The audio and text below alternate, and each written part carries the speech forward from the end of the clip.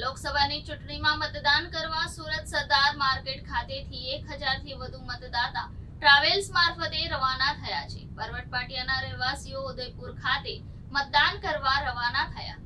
આજે લોકસભા ચૂંટણી 2024ના બીજા તબક્કાનું મતદાન થઈ રહ્યું છે. બીજા તબક્કામાં 13 રાજ્યો અને કેન્દ્ર શાસિત પ્રદેશોની 88 લોકસભા બેઠકો પર મતદાન થઈ રહ્યું છે. લોકસભા ચૂંટણીના બીજા તબક્કામાં આસામ, બિહાર, છત્તીસગઢ, જમ્મુ અને કાશ્મીર, કર્ણાટક, કેરળ, મણિપુર, મધ્યપ્રદેશ, મહારાષ્ટ્ર, રાજસ્થાન, ત્રિપુરા, ઉત્તર પ્રદેશ અને પશ્ચિમ બંગાળમાં મતદાન થઈ રહ્યું છે.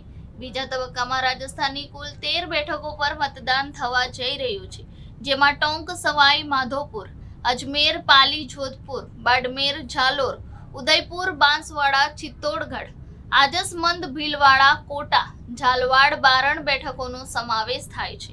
આજે સુરત સરદાર માર્કેટ ખાતેથી 1000 થી વધુ મતદાતા ટ્રાવેલ્સ મારફતે રાજસ્થાન જવા રવાના થયા છે.